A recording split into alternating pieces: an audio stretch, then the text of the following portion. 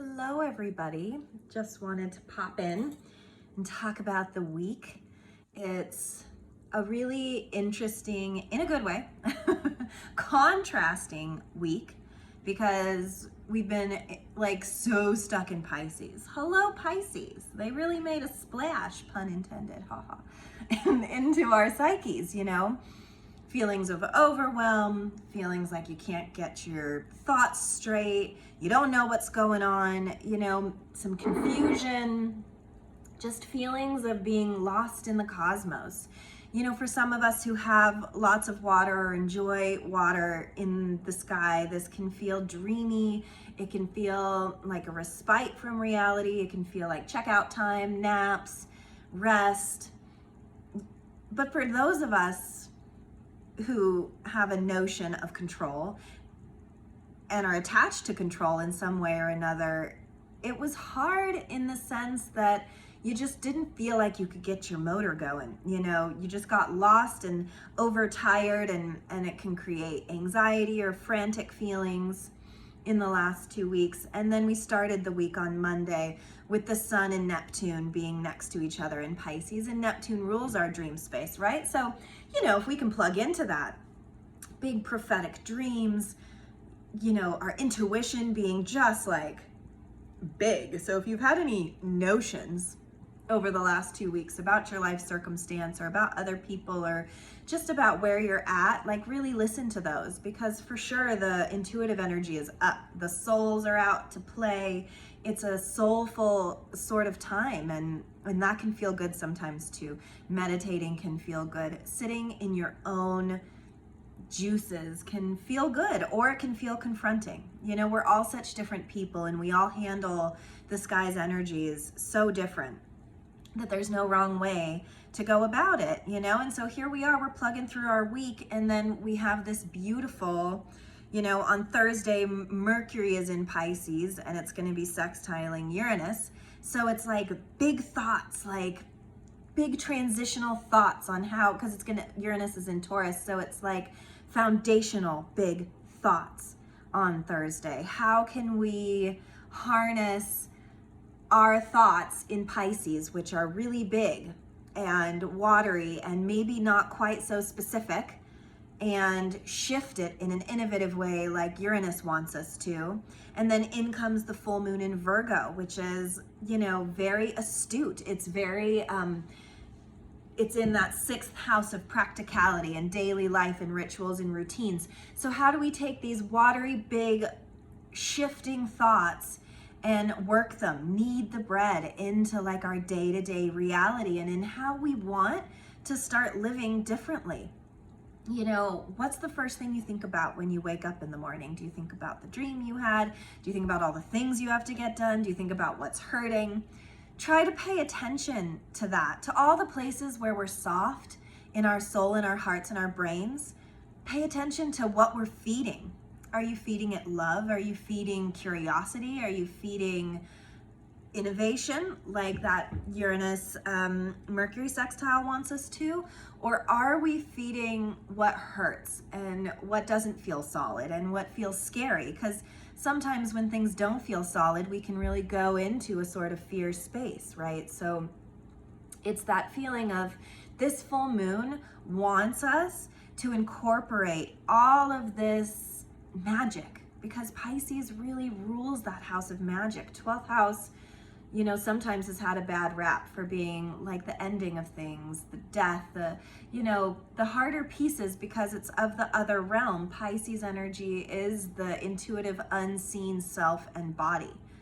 And to those of us who are afraid of our own inner hauntings, that's kind of been the theme for me the last couple of weeks, as I felt very haunted, inside myself. All of the words that have been unkind in my life, all of the hardships, they echo inside my bones, and I've been processing them in a real soul kind of way, as Pisces asks us to do. Pisces is the soul of astrology. It's the things unseen, and right, that stuff can be so scary. So Virgo's here to be like, it's not scary. It's bringing all of the things that we're learning right now in this really big time in history and in our lives, and incorporating some kind of grounding practice, because Virgo wants us to ground it out and make it a more practical thing. You know, Virgo loves control. Virgo loves perfectionism. Virgo loves neat and tidy things. You know, in its shadow work, it can be slovenly, it can be, you know, all of those things too. But Virgo is here to help all of this state of liquidity that we've been in, and wants to incorporate it in an innovative way into our daily lives and rituals. Like, how can you take everything that you've been learning and try to transition into a more practical part of your intuitive self? How can you be working with your dreams, with your subconscious, with all of the things that hurt us that we aren't even aware are hurting us, that come to flood over us? How can we, because Virgo is also the healer, you know, it's someone that wants to come in and do big things within that healing space in our bodies and in our souls. How do we make that a more practical thing? Because spirit can be practical. I do this video with you and I light a candle every single time. Does it do shit? I don't know, but it helps me feel that I'm connecting practically with spirit and with the things that I want to relay to you. It's intention, right? This Virgo can be about intention. How am I intentionalizing how I want to start seeing the world in a more beautiful spiritual way? And Virgo's so good at that. Virgo's like, oh, I have ideas. I have ways that we can make lists and write it down and feel very practical in the way that all of the great mystery wants us to. Because we don't have to only save religion for church or for a day or for, you know, the ways in which we try to control it. We can itemize it. We can like get down to the nuts and bolts of what really inspires us spiritually and try to incorporate it in a way that doesn't have to be this like big, I get dressed up and I go to church kind of thing. It can literally be every morning I wake up and the first thing I do is connect with the side of me that isn't here yet. You know, there's this myth, and I'm gonna have to look it up later and maybe write it down, about the goddess who ruled the in-between, being awake and being asleep. Because we all have that, right? When we're just starting to come to consciousness. And listen, I have 2 little boys, they get me up at 5. I'm real bad at this because there is no like in between. I was asleep and now I'm awake and there's a little person's face in my face. And once their face is out of my face, I can still take 2 seconds of connecting to that side of myself that is of the other world and bring it into this world. And thoughts are really powerful things. Mercury sextiling Uranus is saying, radically shift how you're thinking, and that can radically shift what you're doing. You know, our thoughts are a blessing or a curse, and we always get to choose. That's a Gemini thought process. Our thoughts really make up our reality. And it's why there's so many different realities going on all the time, because some person's reality is not going to be the same as someone else's. And so when we get in fights, or when we're fighting ourselves, or when we're feeling really conflicted, understanding that we are really only a very small part of this pie. It's not just about us, you know, but our reality is. And so we have this beautiful power with this full moon in Virgo coming in to be like, what do I want my reality to be? And how do I practically take control of this spiritual side of me and bring it in to the other part of me so that I become a more whole and functioning person? The card I pulled today is this guy. I love this card. I love it so much. It's the 10 of Pentacles. And you can see all of the ancestry, right? There's the child, there's the couple, there's the elder, there's the animals.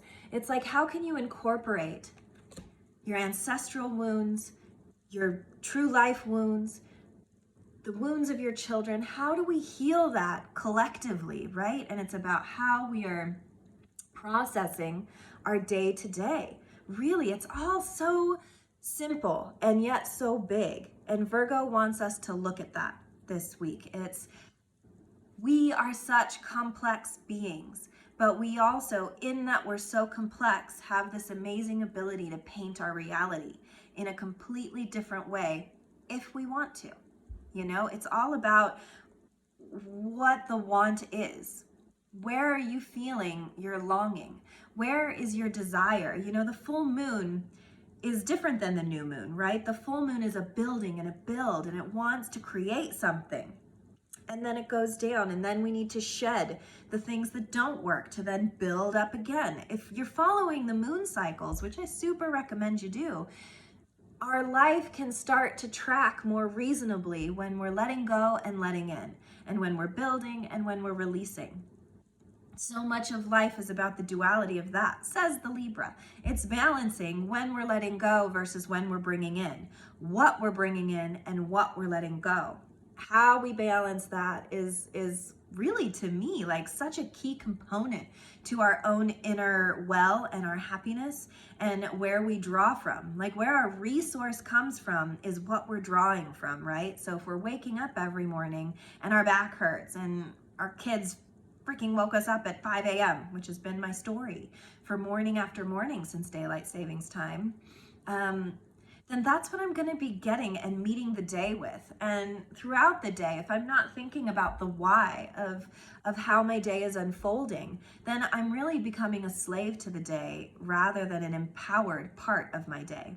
And so with this Mercury and Uranus playing together, how can we radically change our thoughts to change our future? That's what we need to do collectively anyway. But interpersonally, how do you change how you're thinking? And Virgo's like, I know, let's get a list out and let's talk about it. And let's try to incorporate into our daily routines affirmations, self-love, self-talk, good conversations, anything that you do to do with intention. If always your intention is to be kind and compassionate, and you're really working with that, then what do you think is going to show up day to day? Kindness and compassion back. What we're putting out is coming back to us always. And if we're waking up, or we're like going about our day in hard ways and accepting that this is hard, because I tell you, this is hard. Humaning is hard. Being in a broken earth is hard. But we have the capability to have all these pentacles in our life, because it's about where we're putting our thoughts and how we're incorporating our spirituality into our day-to-day reality. Hello, Virgo full moon. Most full moons always feel like a little squirrely, you know, that's when the coyote energy comes out and everybody's there to play and everybody, like, you know, can be a little volatile. But this Virgo full moon isn't about that at all. It's like a shh, listen. It's time to take all of these big thoughts, all of these confusing notions, all of these weird dreams, all of these sleepless or sleepful nights, and incorporate that into how we want to progress in our life as feeling, living, innovative beings. I hope you guys are all doing so well. Happy full moon on Friday. This weekend is lovely too. There's the sun in Pisces is going to be sextiling Pluto, so maybe some ouchy things might be coming to the surface, some hurts or some ways in which your past has affected you. It can feel really big. And then we also have Venus coming in to square Uranus. And then the sun enters Aries. So it's like all this build up to like fiery end, all right? Burn it all up. Write down your hurts and burn it in a fire. You know, get ready to move forward, because that's what Aries energy coming in on Sunday really wants to do. It's time to put away what's been ailing us, and it's time to move forward with what's going to propel us. All of that energy and medicine that we have to give ourselves, it's time to start administering it, says Virgo. But it's scary, says Pluto. But it can happen, says Uranus. You know, it's a story that the planets are trying to unfold for us, that big changes can be really scary, can be very plutonic, can feel very dark. But in that darkness, here comes Aries to light the fire and say, this is the light you need to be shining on yourself, because this is where we need to be moving forward. And so much for you guys. I hope a path lights its way this weekend that shows you yourself in a better, truer way. Take care. Good card.